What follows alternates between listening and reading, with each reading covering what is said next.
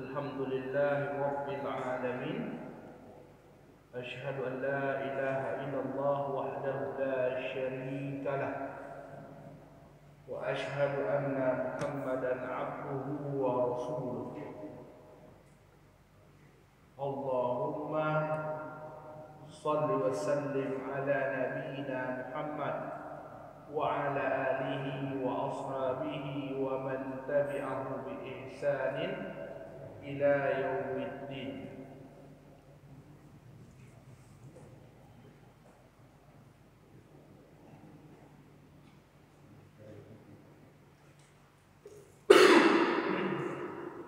Jamaah yang semoga kita semua dirahmati dan dimuliakan oleh Allah. Kita sampai malam ini pada ayat yang ke-30 dari surat Al-Baqarah. Ayat 30 ini bermulai ayat 30 ini dan beberapa ayat ke depan itu berbicara tentang Allah menciptakan khalifah di muka bumi. Dan beliau berkata kepada para malaikat, nanti terjadi dialog antara Allah dengan malaikat. Kita mulai. Wa idh qala rabbuka lil malaikati inni ja'ilun fil ardi khalifah. Dan tatkala Rabbuka Tuhanmu wahai Muhammad qal berkata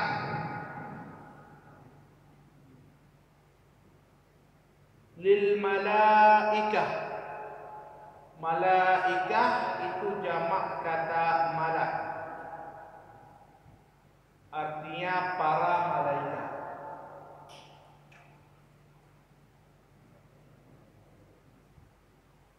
Malaikat adalah alim makhluk ghaibi, makhluk gaib bagi kita yang Allah ciptakan dari nur cahaya, dan Allah beri tugas yang beragam kepada malaikat. Pekerjaan mereka juga macam-macam. Atas dasar itu salah satu rukun iman kita, iman kepada para malaikat. Ada yang iman sifatnya umum, ada iman yang sifatnya khusus. Ya, kita beriman ada malaikat secara umum. Contoh, ada malaikat yang mengangkat aras. Kita nggak tahu kita siapa namanya. Setiap hari itu sangat banyak malaikat masuk ke dalam Baitul Ma'mur. Kita nggak tahu siapa namanya. Ya, kita iman. Tapi kita juga wajib beriman secara khusus ketika ada malaikat-malaikat yang disebut namanya secara khusus. Jibril. Atau bahkan yang disebut secara khusus pekerjaannya, tugasnya. Malaikat pencabut nyawa, malaikat maut. Yang tidak disebut jangan kita sebut. Jadi jangan dibuat-buat nama malaikat. Malaikat pencabut nyawa siapa nama? Itu benarkah ada ayat dan hadis yang menyebut Israel? Karena ini kan siapa yang pernah jumpa malaikat? Tidak pernah. Malaikat pencabut nyawa. Tak pernah. Kalau jumpa berarti dah mati. Jadi kalau tak pernah jumpa, itu kan makhluk gaib. Kita hanya tahu berdasarkan informasi dari wahyu. Bisa dalam Al-Quran atau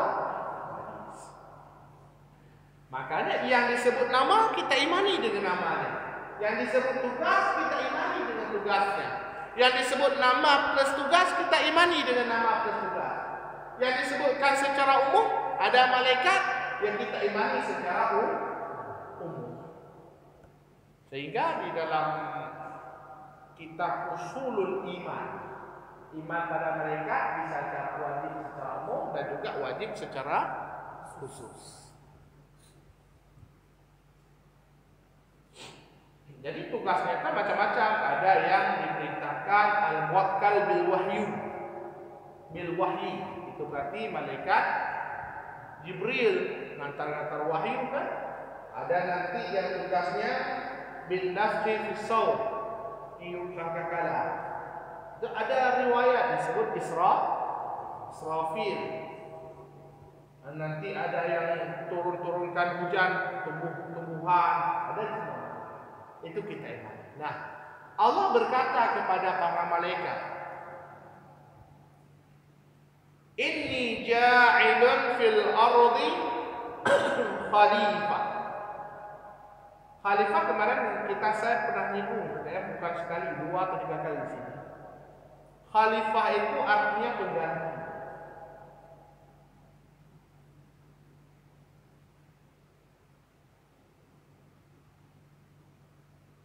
Kayak kita nyebut Khalifatu Rasulullah Abu Bakar, berarti pengganti Rasulullah.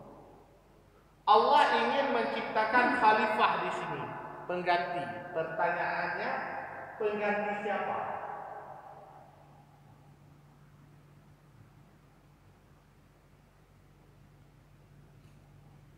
Tidak ada ketegasan di dalam ayat dan hadis yang menyebutkan pengganti si fulan atau pengganti Allah.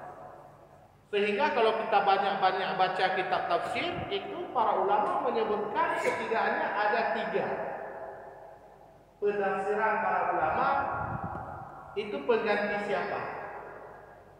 Ada yang menyebut yang disebut dengan khalifah di sini adalah Nabiullah Adam alaihi salam dan keturunannya.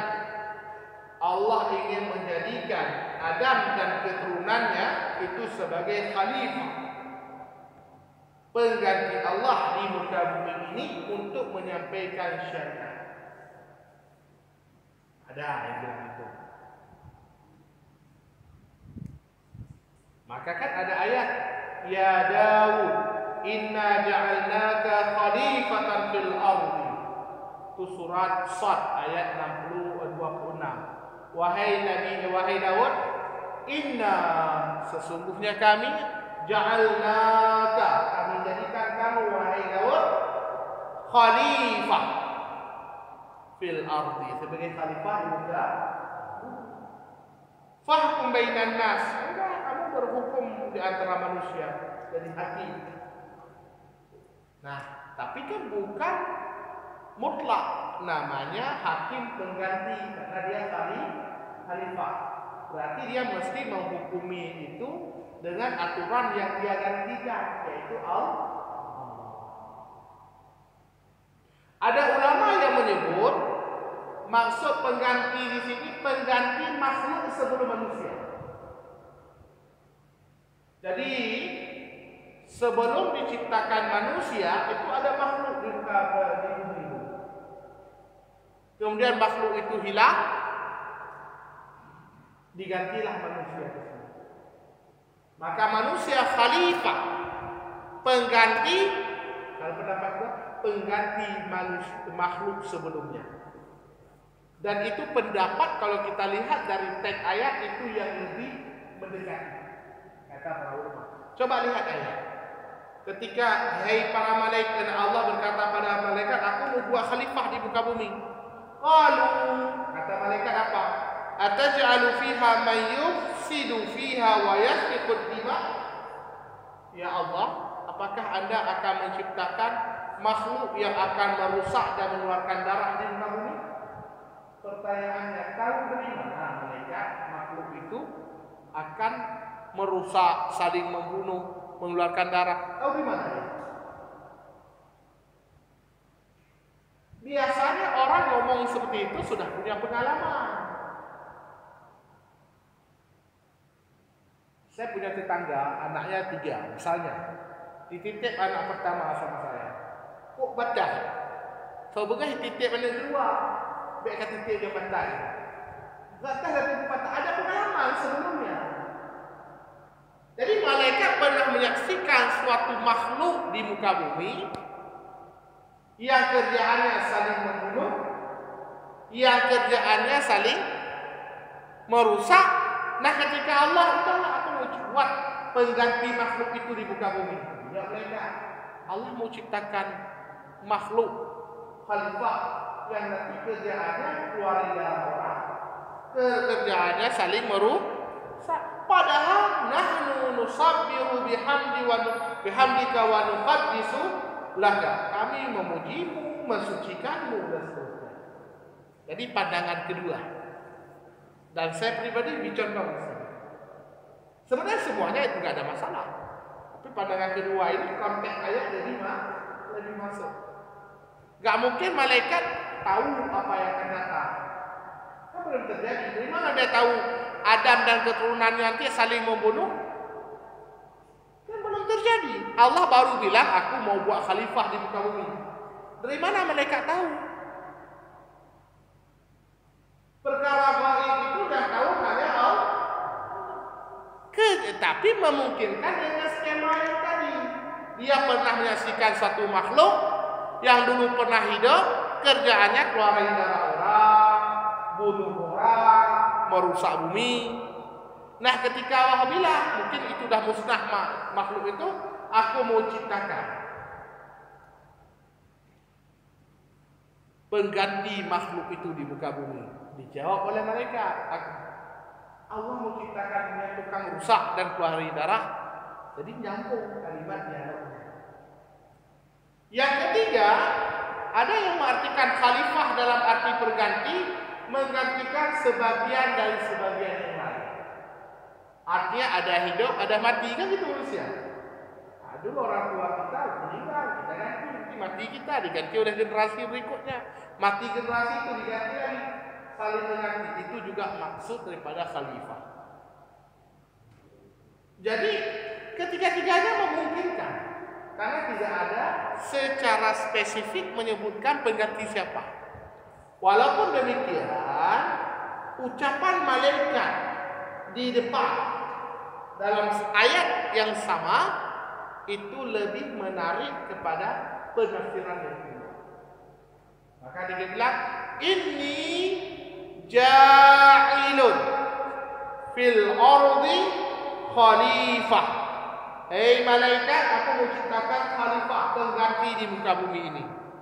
Qalu, dijawab oleh malaikat, ataj'al fiha, apakah engkau akan menjadikan fiha di muka bumi ini ya Allah, mayyufsidu fiha, yang akan merusak di atas bumi ini, wa yasfiqud dima, dan kerjaannya mengeluarkan darah. Jadi ayat ini menguatkan penafsiran, salah satu penafsiran yang kedua. Jadi ada makhluk sebelum manusia. Kira-kira siapa makhluk itu?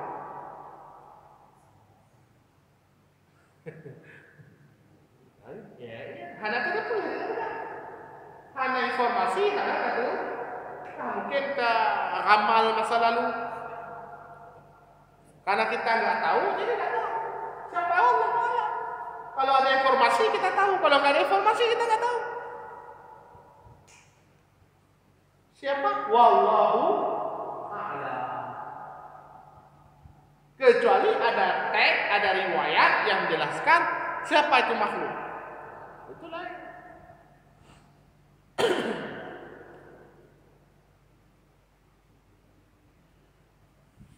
Nanti bawa aku dulu ada raksasa hidup macam-macam ya. Macam-macam, wallahu a'lam. Kata mereka, wa nahnu nusabbihu bihamdika wa nuqaddisu laka. Engkau akan menciptakan yang kerjaannya nanti merusak, membunuh. Padahal kami Allah, kata mereka, nusabbihu bihamdika wa nuqaddis. Tasbih, kami yang bertasbih dan mensucikan engkau ya Allah.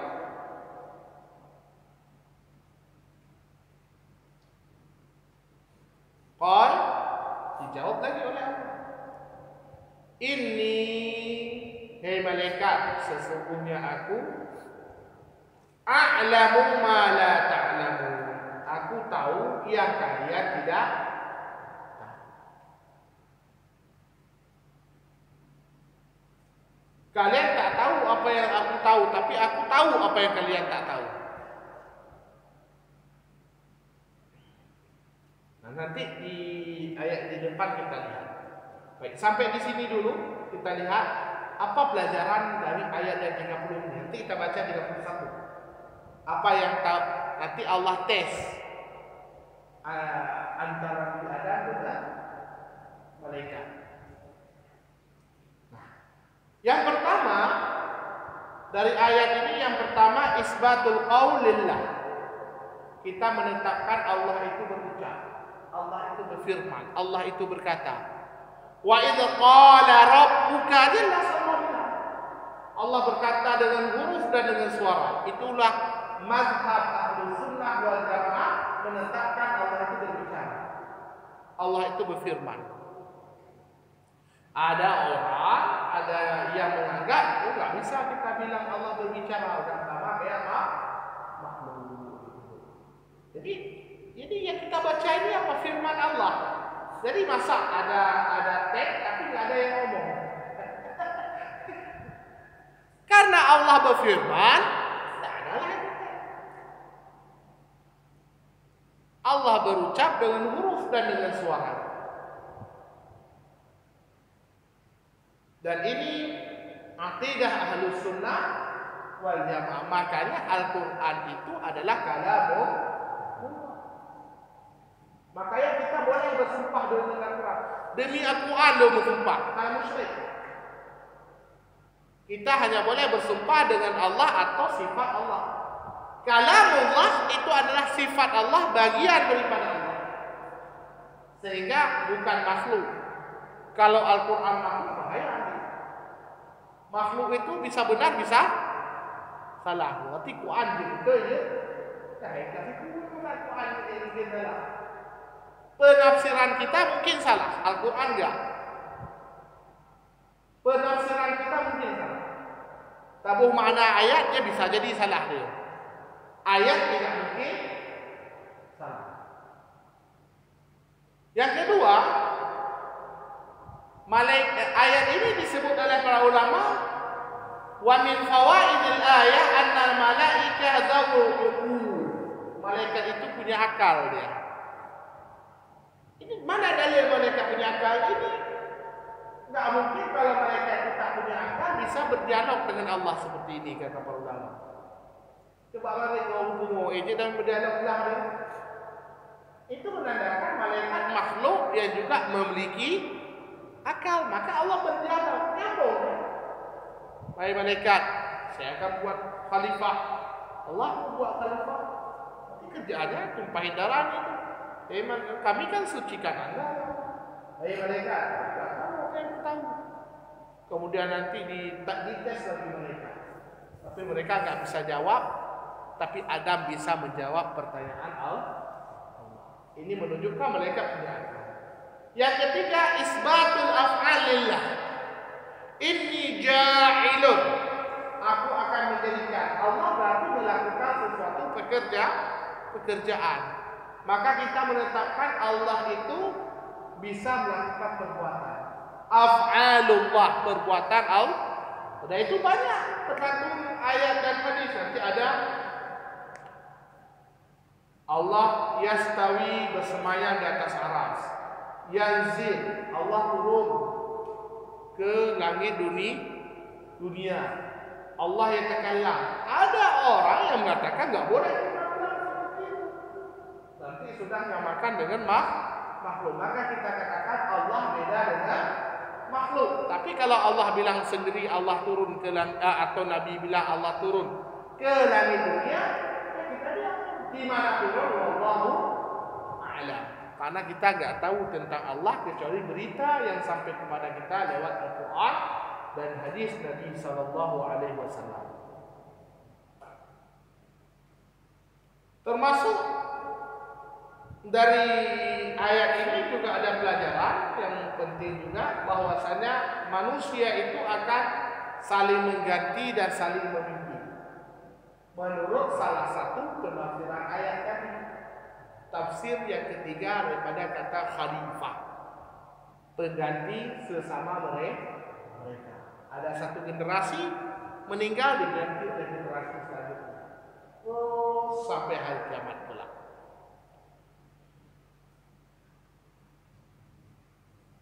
Ayat ini juga menunjukkan qiyamul malaikah bi'ibadatillah. Malaikat itu hamba yang taat beribadah kepada Allah. Makanya nanti ada ayat la ya'funa ma amarahum. Malaikat itu tidak pernah melakukan maksiat durhaka kepada Allah. Apa diperintahkan dilakukan, tak pernah malaikat itu. Itu sifat malaikat. Kadang-kadang itu banyak kita ngomong tentang malaikat, itu banyak dikarang-karang.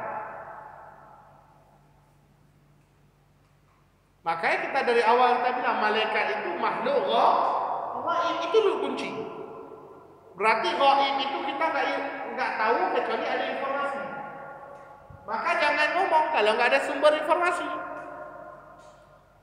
Oh, kalau kita dengar kisah diceritakan tentang malaikat, ngeri-ngeri kadang. Coba malaikat yang apa namanya itu nanti ada ke depan yang berhubungan dengan Nabi Sulaiman, sihir punya dalam ceramah itu kan dia menjelaskan mereka baca informasi macam-macam malaikatnya kebenaran dan jadi pakai ngomong. Ya Allah ya Karim, Al-Quran mengatakan malaikat tak pernah bermaksiat kepada Allah. Wa yaf'aluna, dan mereka mengerjakan apa yang diperintahkan pada mereka. Jadi mana ayat ini? Maka jangan berbicara kecuali ada informasi dalam Al-Quran atau hadis tentang malaikat. Kalau enggak ya udah, jangan bicarakan yang kita tak punya ilmu bidang hal tersebut. Karahatul malaikah al-ifsad fil ardh. Ayat ini juga menunjukkan malaikat itu tak suka kalau ada kerusakan di muka bumi. Makanya dia tanya sama Allah, Allah mau ciptakan orang yang akan merusak dan saling membunuh. Makanya bahkan malaikat itu bukan cuma enggak suka buat kerusakan. Kalau kita lihat hadis itu ada hadis orang Arab dulu itu suka makan bawang. Bawang itu bau mulutnya. Maka kata Nabi yang makan bawang itu jangan masuk mulut dulu, dan masuk masjid. Karena malaikat itu akan terganggu dengan sesuatu yang manusia juga akan terganggu. Malaikat tak suka kalau kita masuk masjid karena kondisi bau makan bawang dulu. Kita lanjut ayat berikutnya. Jadi ayat pertama tadi Allah bilang pada malaikat, Allah ingin menciptakan khalifah, pengganti. Ada 3 tafsir. Dijawab oleh malaikat, apakah engkau akan menjadikan di muka bumi ini yang merusak dan yang mengeluarkan darah, artinya saling membunuh? Wa nahnu nusabbihu bihamdika wa nuqaddisu lak. Padahal kami memuji dan mensucikan engkau ya Allah. Qal, dijawab lagi oleh Allah, inni a'lam ma la ta'lamun. Malaikat, aku tahu yang kamu tak tahu. Wa 'allama Adam al-asma' kullaha. Maka Allah mengajarkan Nabi Adam alaihi salam, karena yang pengganti yang pertama kali dari manusia di muka bumi adalah Adam alaihissalam. Maka Adam disebut dengan istilah Abu Bashar, bapaknya manusia. Al-asma diajarkan nama-nama, kullaha semuanya.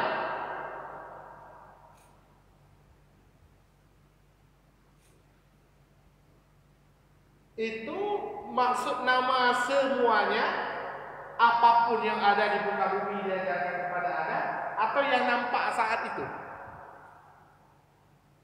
Saya kira apa? Apakah semuanya nama yang ada di muka bumi diajarkan oleh Allah pada Adam? Apa yang ada di depan saat itu? Qaulan lil ulama. Ulama ada dua pendapat. Ada yang bilang semuanya diajarkan kepada Adam. Namun Al-Azhar ada pendapat yang juga sangat kuat menyebutkan adalah musammiyat hadirah, yang hadir, yang ada pada saat itu. Kenapa? Karena ayat berikutnya, setelah Allah ajarkan nama-nama itu semua, summa aradahu alal malaika, Allah tunjukkan kepada malaikat. Apa yang ditunjukkan pada malaikat? Yang tadi diajarkan kepada Adam, yang ada pada saat itu diajarkan oleh Allah kepada Adam. Kemudian Allah kasih dampak kepada orang malaikat. Berarti bapaknya itu yang ada pada saat itu. Karena itu yang dibutuhkan oleh Adam dan anak cucunya pada saat itu. Makanya dikasih nampak pada malaikat. Ini objek yang tadi diajarkan kepada Adam, dan dikasih nampak kepada para malaikat. Summa aradahu alal malaika. Dikasih nampak. Ardon itu ya dikasih gini. Udah nampak di depan malaikat. Faqal ambi'uni bi asma haula'i in kuntum shadiqin. Ya udah, kalau kamu jujur, kalau kamu benar, artinya kamu lebih baik dari Adam. Ini Adam dan anak keturunannya cuma merusak aja di muka bumi, mengeluarkan darah, kamu lebih baik. Kalau kamu bilang itu benar, wahai malaikat, ya udah, tolong kasih tahu ini nama-nama barang ini apa. Qalu, malaikat jawab,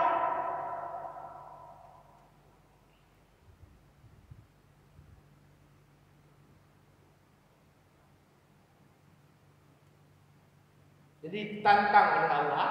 Ketika ditantang, dijawab oleh malaikat, Subhanaka, maha suci engkau ya Allah, la ilma lana illa ma 'allamtana. Kami enggak punya ilmu kecuali yang engkau ajarkan. Kami enggak punya ilmu kecuali yang engkau ajarkan.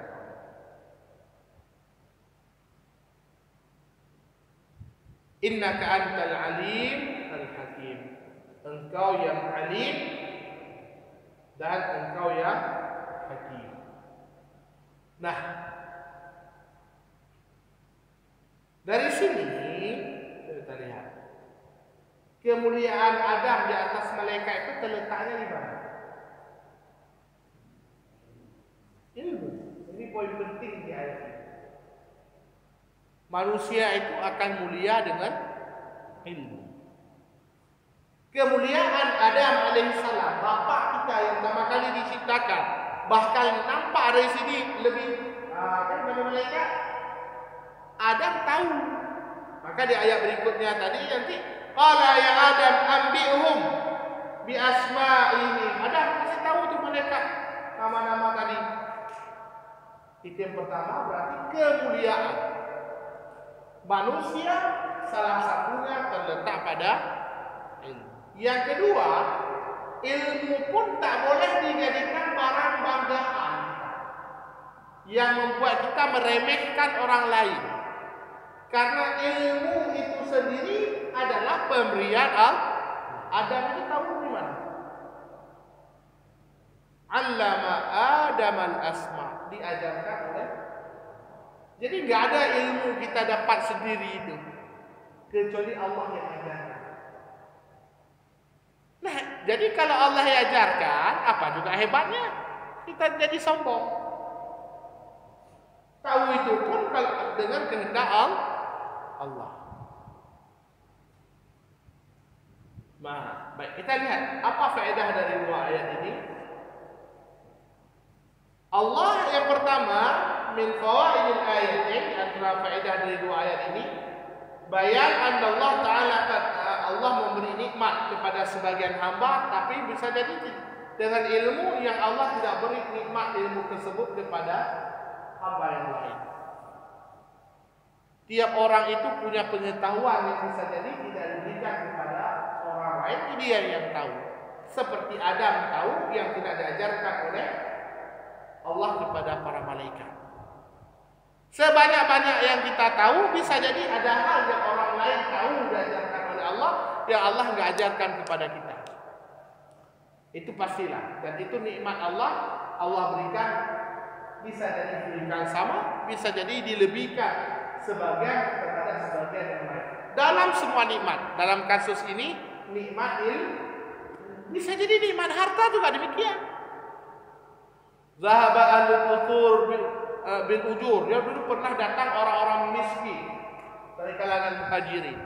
Jadi penduduk Mekah yang hijrah ke Madinah miskin. Harta benda mereka tinggal di Mekah.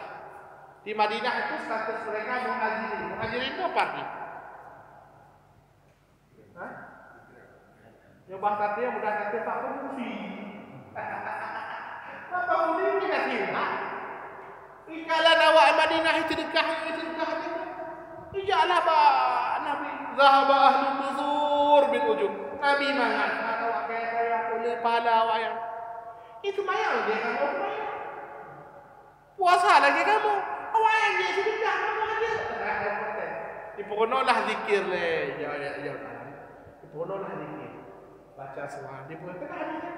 Oleh kuno zikir pateklah orang berfirman. Takut dia ada zikir. Trek dengan amalannya juga bocor. Itu kelewatnya pakai sih.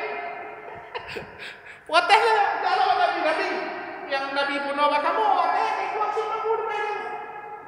Pakai Nabi itulah kelebihan yang Allah berikan. Tergantung pada siapa yang Allah berikan. Allah yu'tihi man yasha. Bisa jadi seperti itu.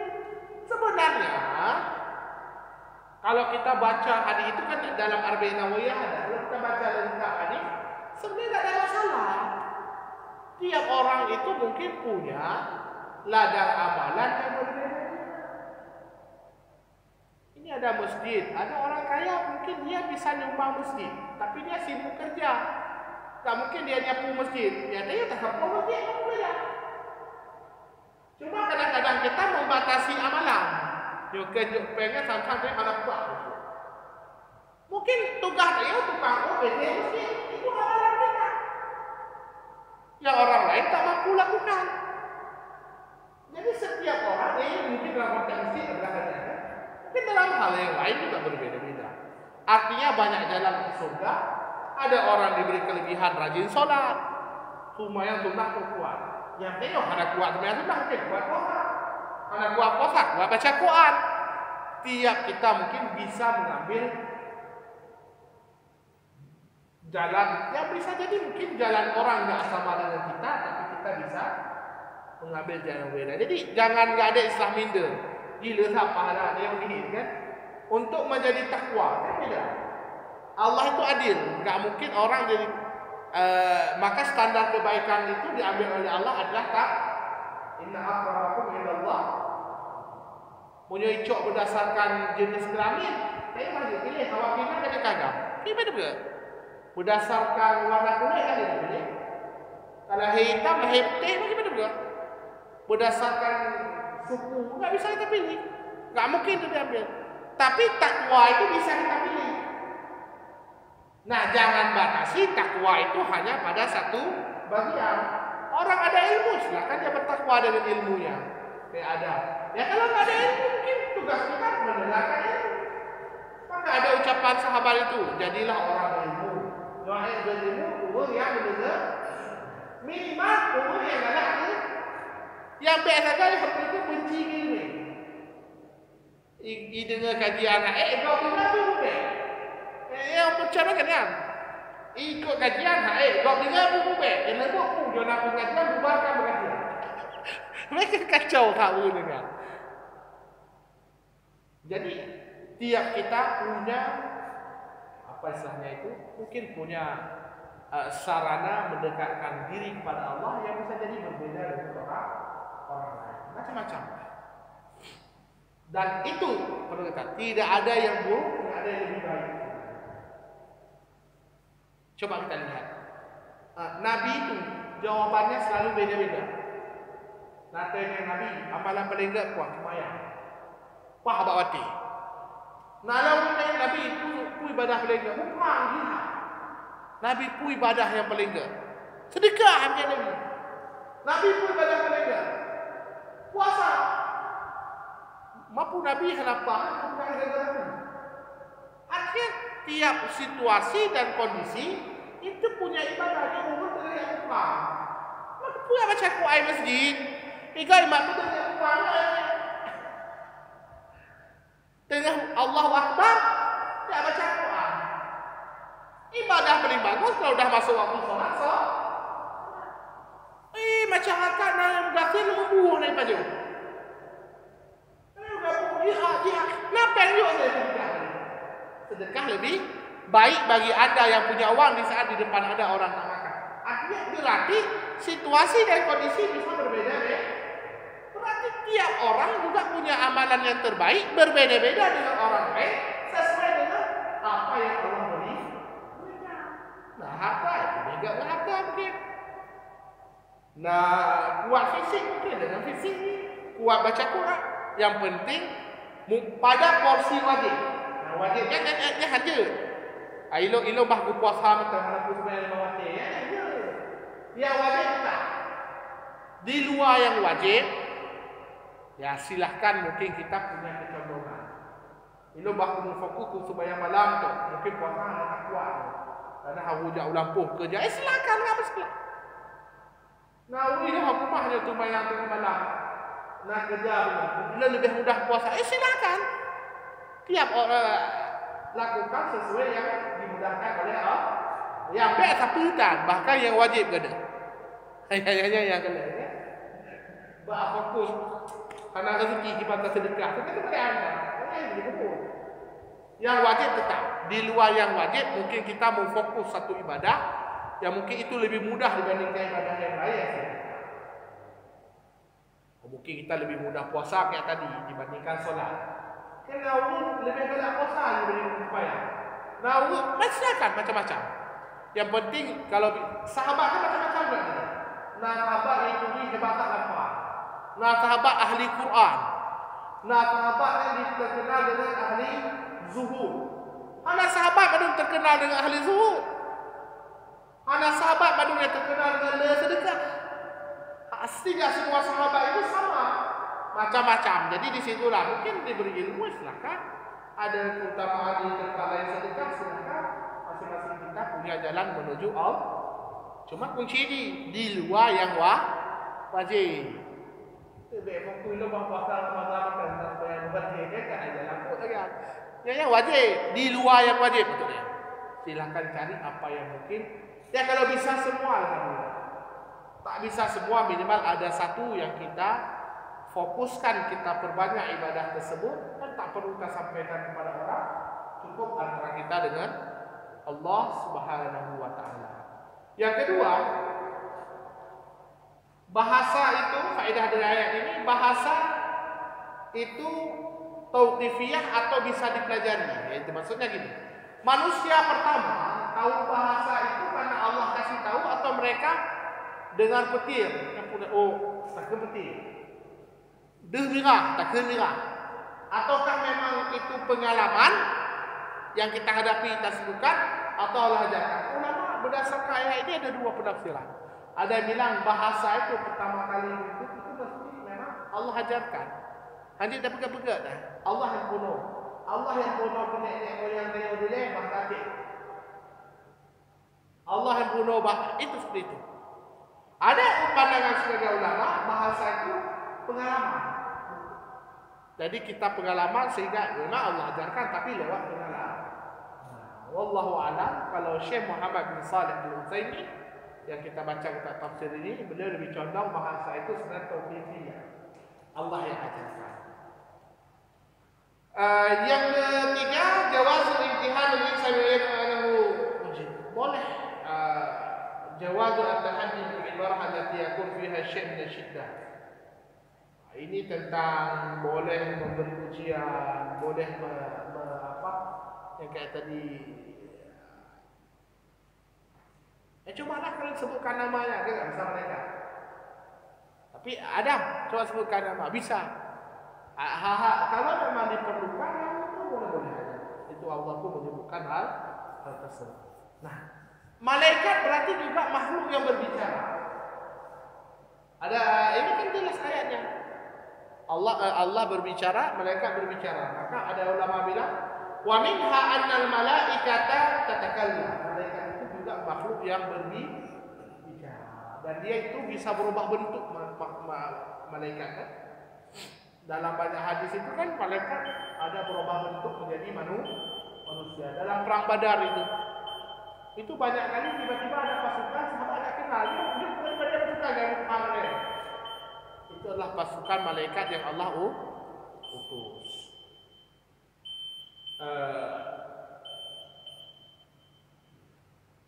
Mana lagi yang kena? Baik, sampai di sini insyaallah nanti ini ayat berikutnya 33 akan kita bahas atau kita bacakan atau kita baca. Qala ya Adam, Allah panggil Nabi Adam. Anbi'hum bi asma'ihim. Kasih tahu mereka, kan tadi Allah ajarkan Adam nama-nama, kemudian Allah tunjukkan hal tersebut pada mereka. Udah kasih tahu itu apa namanya ya Allah.